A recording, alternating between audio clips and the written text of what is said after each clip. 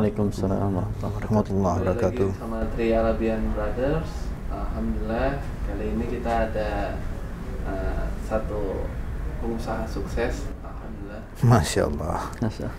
Pak Iben Rifa ya. So, dari situ kita coba apa kiat-kiatnya pada beliau supaya usaha sukses, dunia akhirat dapat. Insya Allah. Fadol ya, Ustaz Karim. Jadi untuk konten kali ini, insya Allah kita mengangkat sedikit tentang pengusaha Muslim sukses ya Pak Iben ya. Untuk motivasi juga para kaum muda khususnya, dan untuk orang-orang tentunya yang Muslim ya, bahwa mengejar akhirat itu insya Allah dunianya pun akan diberi kesuksesan oleh Allah Subhanahu wa Ta'ala. Jadi kita senantiasa dan selalu mengedepankan akhirat ya Pak Iben ya. Sehingga dengan mengedepankan akhirat, Allah Subhanahu wa Ta'ala akan banyak memberikan kelapangan, sebagaimana Allah Ta'ala berfirman ya, wa may yattaqillah yaj'al lahu makhraja. Barang siapa yang bertakwa kepada Allah, bertakwa di sini adalah menjalankan perintah ya, kita sholat, kita zakat, kita puasa, kita jaga-jaga perintah Allah, maka kita akan diberikan jalan keluar kemudahan oleh Allah Subhanahu wa Ta'ala ya. Nikmat dunianya Allah berikan kelapangan, dan yang paling penting adalah nikmat akhiratnya ya. Assalamualaikum warahmatullahi wabarakatuh Pak Iben. Waalaikumsalam warahmatullahi wabarakatuh. Gimana, sehat Pak Iben ya? Alhamdulillah sehat walafiat, walaupun dalam kondisi pandemi ini kan. Ya Allah kasih nikmat sehat. Iya, alhamdulillah. Keluarga juga sehat, alhamdulillah. Alhamdulillah. Nah Pak Iben, bisa cerita sedikit nggak Pak Iben tentang ya usaha untuk ya motivasi kita lah sebagai anak muda nih yang lagi meniti jalan nih. Iya. Khususnya usaha untuk masa depan insya Allah. Iya, saya mulai usaha itu usaha sendiri ya. Memang saya tidak sebelumnya pernah menjadi profesional. Pernah sih, sekitar 6 tahun lah, 6 tahun 7 tahun. Tapi di usia menjelang 30 itu saya sudah mulai gelisah lah ya, barangkali dalam tanda kutip. Wah, ini kayaknya udah mulai masuk zona nyaman ini. Ya kan, kalau terus menjadi seorang profesional, padahal memang di awalnya pada dasarnya cita-cita saya itu memang tidak ingin menjadi seorang profesional gitu loh. Saya memang dari awal tuh pengennya menjadi seorang wirausaha. Mungkin itu turun dari orang tua saya ya. Tapi juga saya sebagai profesional itu juga mencontoh apa yang sudah dilakukan oleh orang tua saya dulunya juga. Sebelum dia berwirausaha, dia juga pernah jadi profesional gitu. Emang usaha ini lanjutinnya orang tua Pak Iben? Enggak. Saya betul-betul ini berdasarkan kompetensi yang saya miliki dari kampus, dari background pendidikan. Gitu. Jurusan apa Pak Iben? Saya teknik mesin. Oh, teknik mesin. Saya teknik mesin.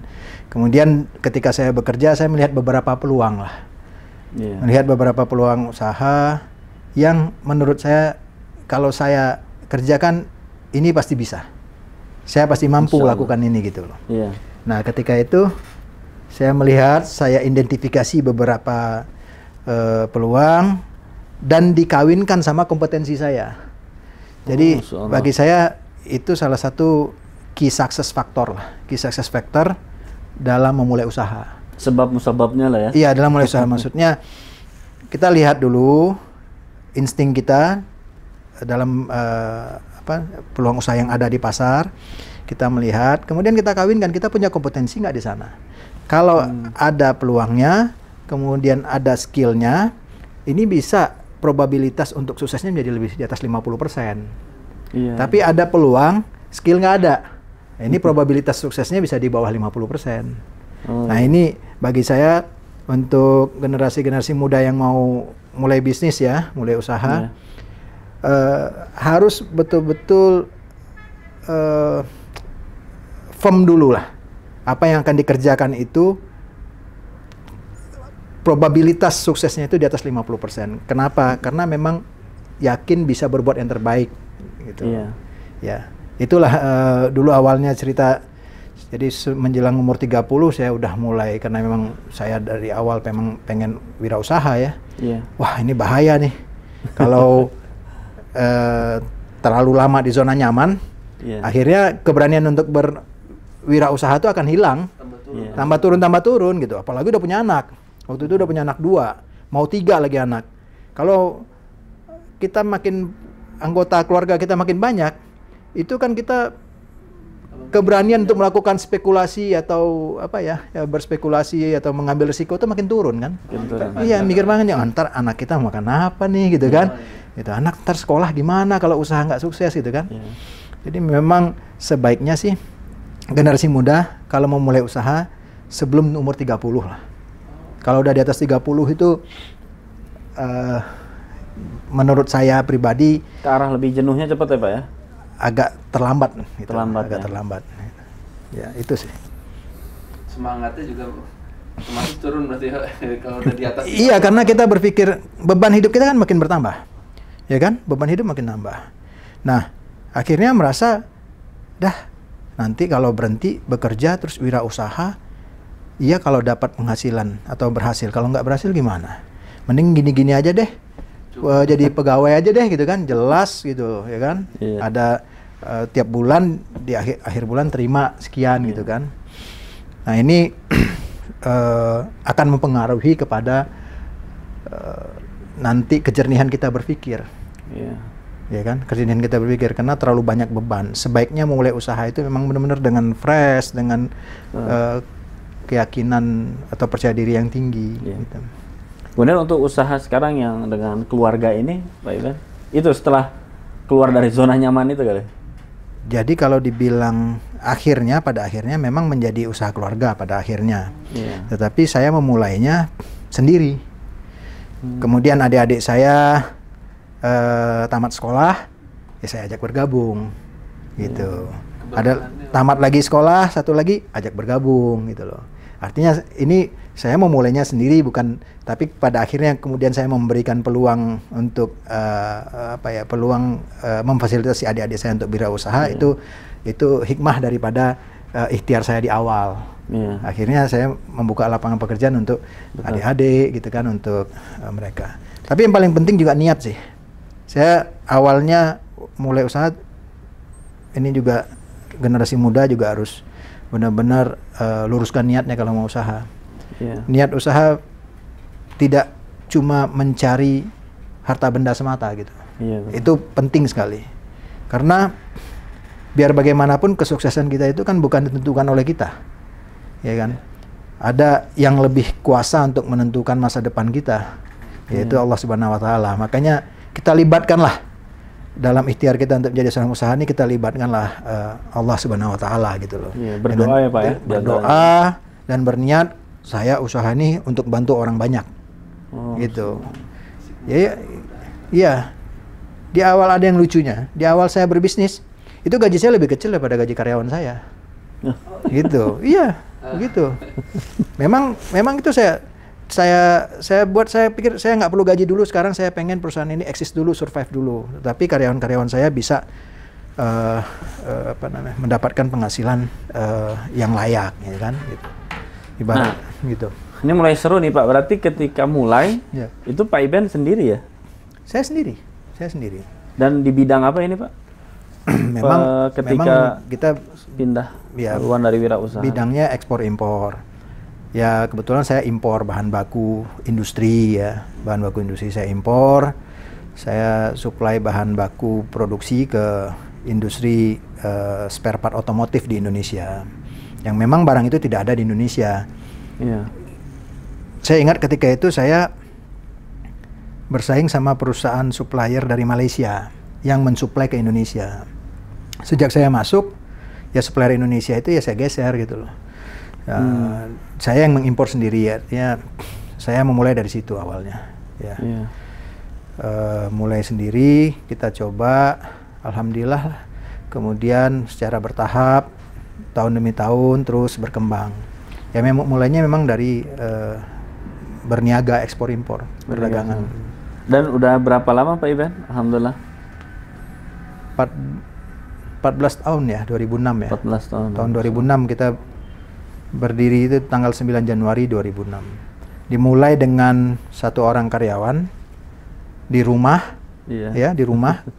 Kita belum berani sewa kantor. Kemudian alhamdulillah 3 bulan kemudian saya sewa kantor. Ya, mampulah untuk sewa kantor supaya lebih profesional dan suasana bekerjanya juga membuat saya menjadi termotivasi ya. Gitu. Karena kalau suasana rumah dengan suasana kantor kan beda gitu ya. Gitu. Kita lebih disiplin kalau di kantor, kalau di rumah mungkin banyak gangguan-gangguan di rumah gitu ya. Kemudian dari 1 orang, kemudian saya sewa kantor di bulan ketiga, dan alhamdulillah di tahun ke-4 atau ke-5 sudah punya kantor sendiri. Seperti sekarang, tidak sewa lagi gitu ya. Saya sempat sewa kantor 5 tahun gitu. Emang dimulai dari Jakarta berarti Pak? Jakarta ya. Sudah berapa Pak? Karyawan sekarang lagi? Karyawan kalau seluruh Indonesia saya mungkin dekati 50 orang karyawan. Dari 1 orang karyawan ya. Kita ada kantor cabang di Surabaya, ada di Jawa Tengah juga ada, di Batam ada, di Medan juga ada ya. Dan memang pusatnya di Jakarta, kantor pusatnya. Jakarta gitu. Ya. Jadi alhamdulillah. Jadi niat saya awal itu pengen buka lapangan pekerjaan, akhirnya bisa terwujud gitu ya. Dari tadinya saya bekerja untuk diri saya sendiri, dengan saya terjun ke dunia usaha, saya tidak bekerja untuk diri sendiri tapi juga membuka lapangan pekerjaan untuk orang lain gitu ya. Gitu. Sehingga dengan yang tadi Pak Iben bilang ya, niat yang baik, niatnya ya. Allah insyaallah muluskan niat usaha kita. Salah satu niat dulu yang paling dominan ya. Niat dulu yang paling dominan adalah ingin menolong membuka lapangan pekerjaan kepada keluarga. Keluarga ya. Karena kan kalau keluarga ini ya kalau bukan kita yang membantu keluarga-keluarga yang memang ada yang nganggur, ada yang sulit lamar sana sini gitu. Kalau bukan kita berharap orang lain, mungkin ya tidak bisa berharap terlalu banyak ya. Gitu. Jadi awalnya memang yang saya pekerjakan keluarga-keluarga aja. Barulah mulai secara bertahap mampu membayar profesional. Awalnya yang keluarga. Kalau keluarga sebenarnya kalau dilihat kompetensinya mungkin masih banyak minusnya daripada plusnya, tapi ya kita karena dia keluarga kita pakai dulu. Kalau bukan kita yang menerima siapa lagi gitu kan. Gitu. Mungkin dia sana sini ngelamar kerja susah gitu kan. Dengan segala kekurangannya ya kita sebagai keluarga nampung, ngajarin gitu ya. Alhamdulillah kemudian barulah secara bertahap bisa mempekerjakan profesional. Kalau sekarang sih udah lebih dari 90% profesional semua. Gitu. Nggak ada 10% yang ibaratnya ada hubungan famili, nggak ada 10% gitu loh. Gitu. Nah, sebagai penutup Pak Iben, mungkin bisa kasih kiat-kiatnya untuk kita dan penonton juga. Apa aja nih buat para pengusaha yang baru mau lah khususnya. Atau kadang-kadang malah bikin saya mau wirausaha sendiri deh nih. Jadi nggak tergantung lah Pak sama yang tadi kita bilang ya Pak ya.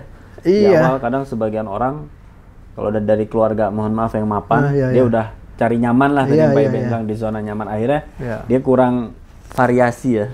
Atau berani ini mau ngapain saya udah ada semuanya. Kayaknya nih berarti jangan takut ya, bismillah nanti jalan.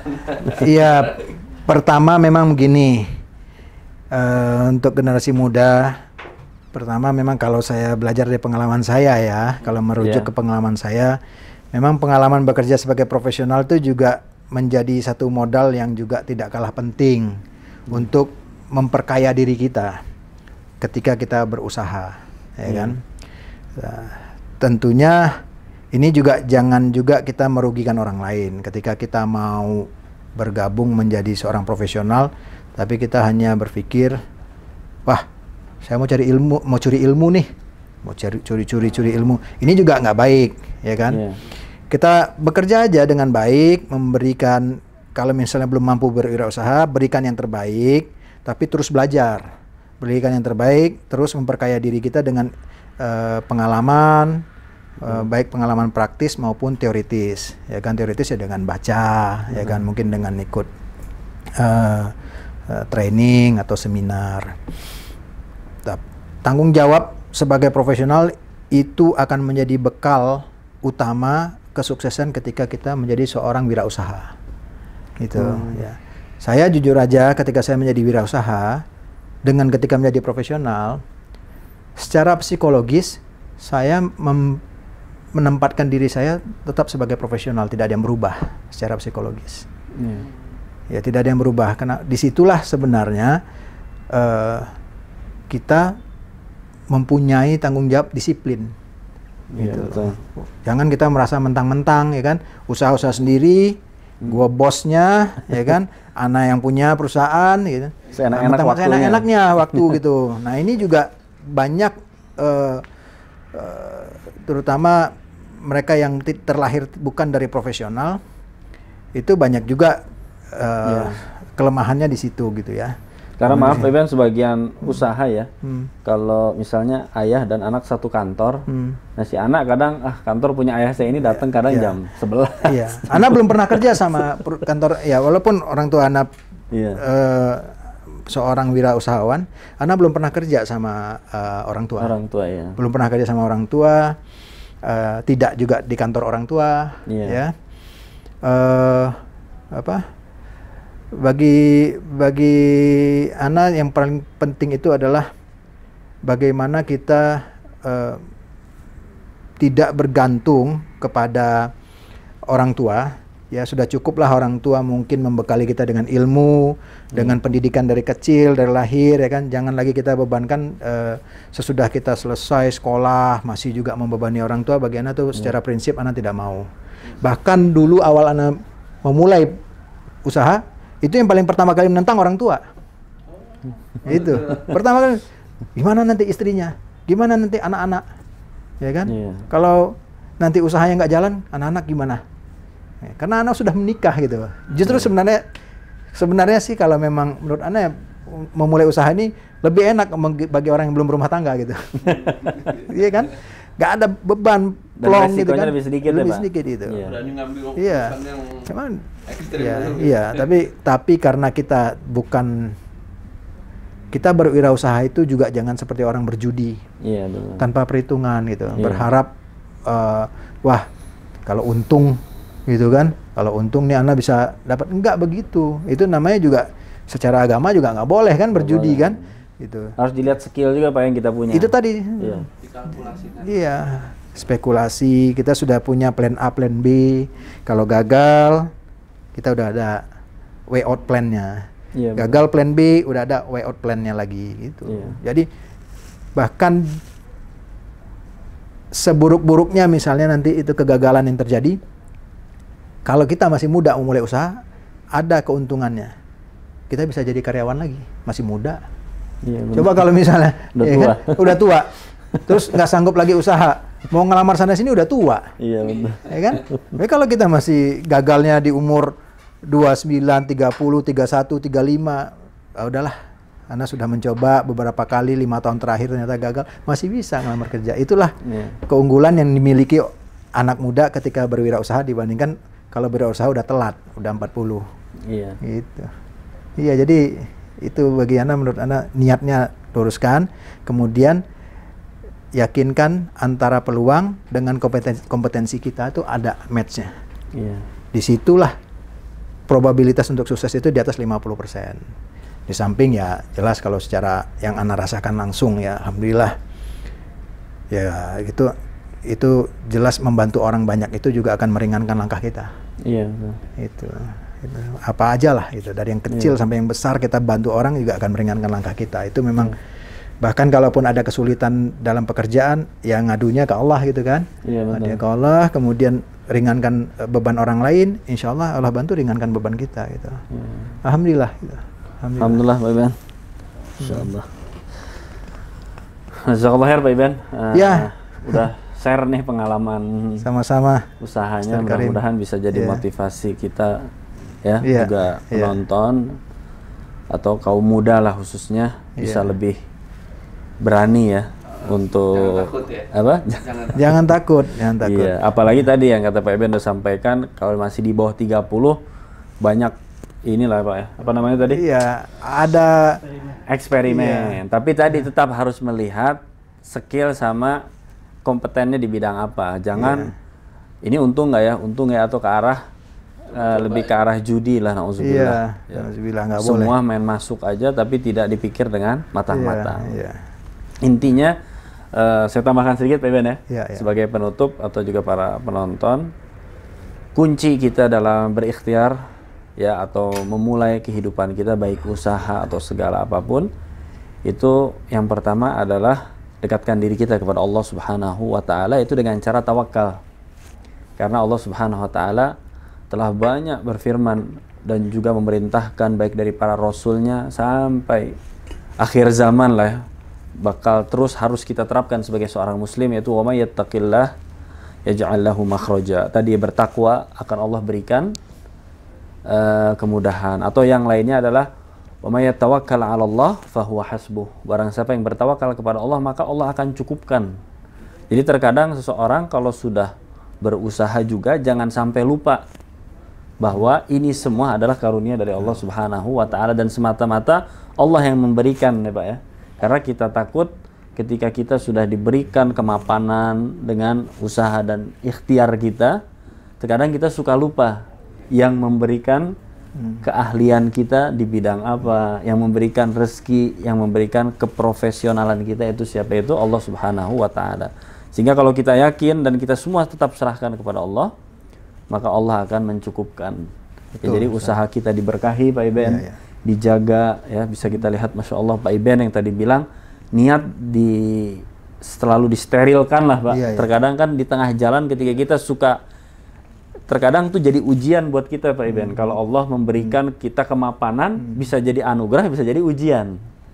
Kalau kita bisa